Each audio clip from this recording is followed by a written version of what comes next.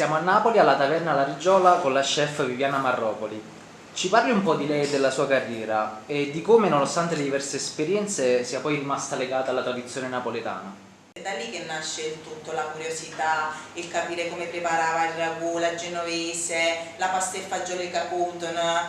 Diciamo che lì nasce questa mia curiosità, che inizialmente abbandono perché diciamo che mia madre era vogliosa che io prendessi una laurea, ma in realtà con l'appoggio di mio padre inizio questo percorso culinario attraverso studi in primis da autodidatta e poi dopo andare a approfondire presso la scuola del Gambero Rosso, dove ebbi la fortuna di incontrare chef di rilievo tra cui Ernesto Iaccarino, Vincenzo Bacio Terracino, Michele Leo che era un mastro pizzaiolo ed è tuttora oggi colui che mi ha trasmesso l'arte dei lievitati, e infine Antonio Tubelli che è un precursore della cucina partenopea, nonché ultimo, chiamato anche ultimo Monzù.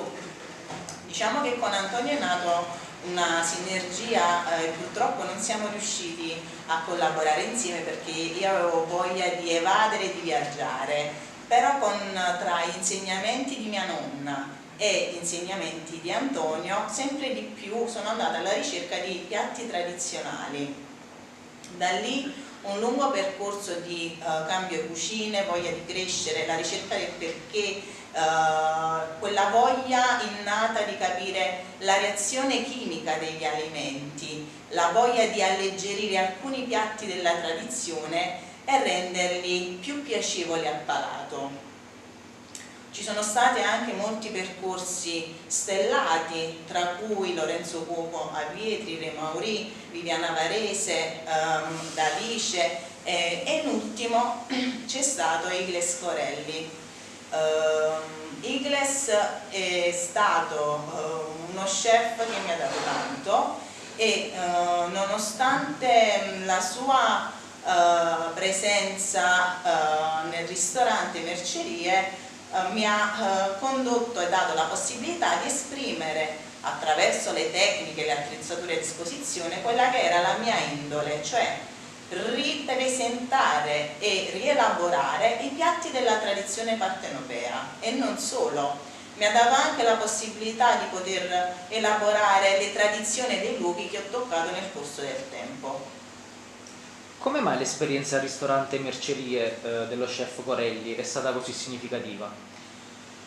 Lo chef Corelli è stato lo chef che ha creduto in me più di tutti e onestamente il percorso per una chef donna non è facile, però non bisogna dimenticare che è pur vero che nell'antichità, nelle cucine del Settecento e dell'Ottocento sono stati i cuochi francesi portati dalla Francia alla corte dei Borboni, i cosiddetti Monzù, ma non dobbiamo dimenticare che c'erano le cosiddette massaie che cucinavano per il popolo e proprio attraverso loro veniva tramandata questa cucina popolare. Da lì anche le nostre nonne, le nostre bisnonne, no? Ci hanno tramandato quella che era la cosiddetta cucina del popolino, la cucina povera. Igles mi ha dato l'opportunità di poter esprimere tutto ciò e non solo, mi ha dato anche la possibilità di realizzare un sogno che era quello di formare una brigata tutto al femminile. Abbiamo parlato quindi di quello che è il suo background e di cosa e come l'hanno portata oggi ad essere lo chef di questo ristorante. Ci può dire qual è il concept e il tipo di cucina che offre?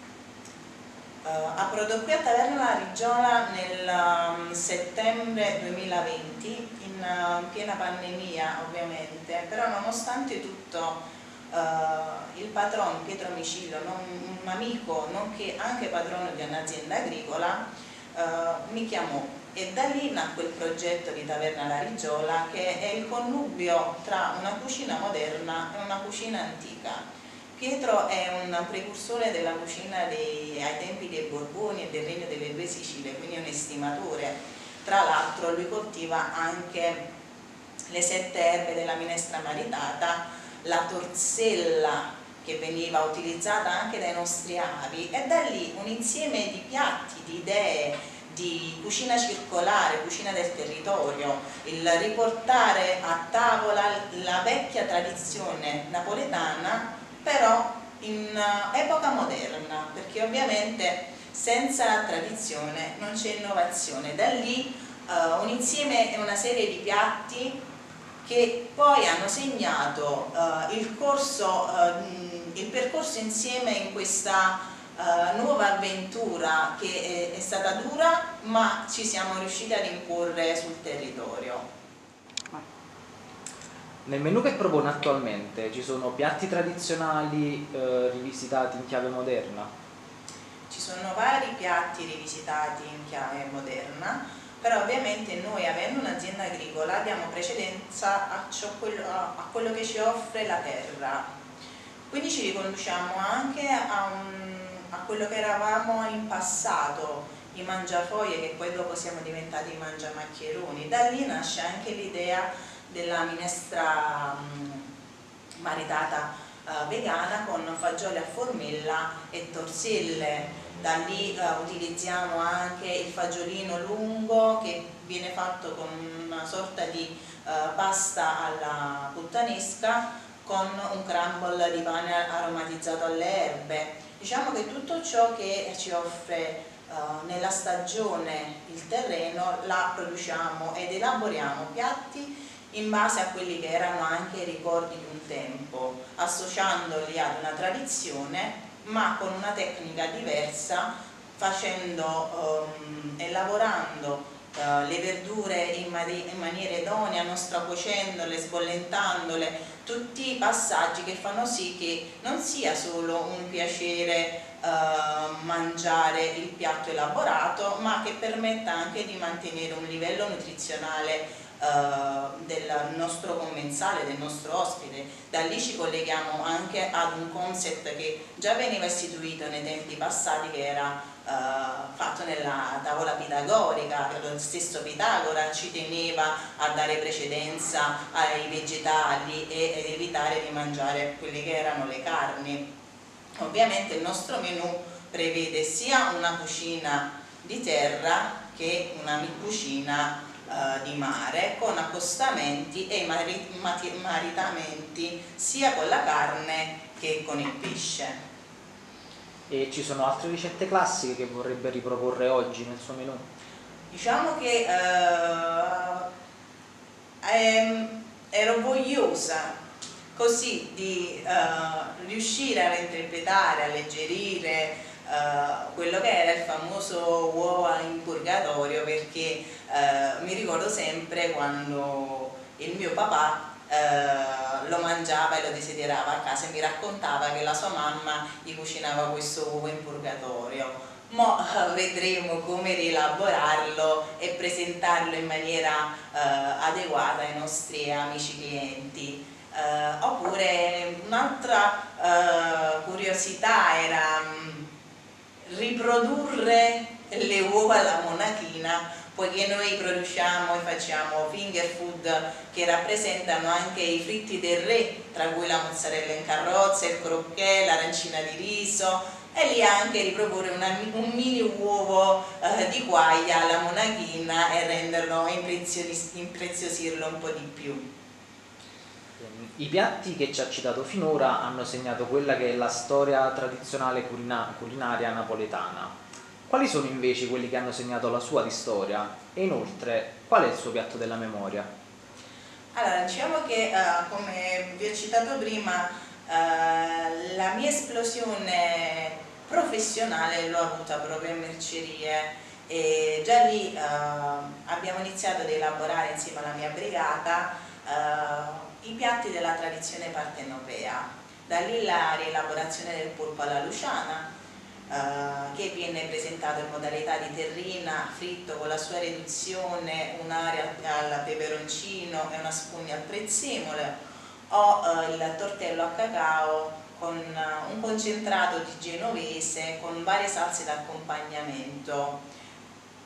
Ci sono altri piatti che vengono rivisti ma non troppo sconvolti, ossia invece di utilizzare il famoso spaghetto alle vongole, alla linguina alle vongole, noi facciamo un tagliolino di pasta fresca fatta in casa con semplicemente un guazzetto di frutti di mare o con le stesse vongole, senza stravolgere ciò che erano i sapori nostri di un tempo, quelli con i quali siamo cresciuti, che siamo stati educati. Per quanto riguarda il piatto della memoria, ricordo con sorriso, perché io mi ritengo una persona abbastanza fortunata di aver avuto un'educazione alimentare che forse oggi sta scomparendo. E io sono cresciuta con mia nonna, che era la mamma di mamma, Maria, che la mattina, la domenica, mi svegliava con il famoso pozzettielle pan e facevamo colazione con il ragù e il pezzettino di carne al ragù che lei cucinava il giorno prima e faceva, e diceva sempre: Vivian non, o ragù da pippià. Lei cosa cerca di trasmettere attraverso la sua cucina e i suoi piatti? Questa è una bella domanda. Io spero di trasmettere con la mia cucina emozioni, ricordi, che anche se esteticamente il piatto che viene elaborato e studiato si presenta in maniera diversa rispetto a ciò che abbiamo provato attraverso la cucina delle nostre mamme e delle nostre nonne, un ricordo che trasmetta un'emozione, e quell'emozione che ti fa, tra virgolette, godere l'essenza e la realtà di quello che è il vero cibo. E il piacere, penso, per uno chef, la maggior parte dei chef che fanno con amore questo lavoro, è trasmettere proprio quell'emozione e trovare e vedere proprio negli occhi dei propri amici ospiti quella luce, quell'emozione, quella felicità che ti faccia dire: ok, ci sono riuscito. Quella è per me la gratificazione più grande. Noi volevamo ringraziarla per averci dato l'opportunità di conoscere meglio e anche rivivere quella che è la grande storia culinaria napoletana, sia attraverso i suoi racconti che attraverso le sue creazioni. Grazie mille. Io ringrazio voi per questa opportunità ed è stato un piacere conoscervi, e allo stesso tempo ringrazio tutte le persone che hanno fatto sì che io arrivassi in questo posto con la cultura culinaria che mi porto dietro.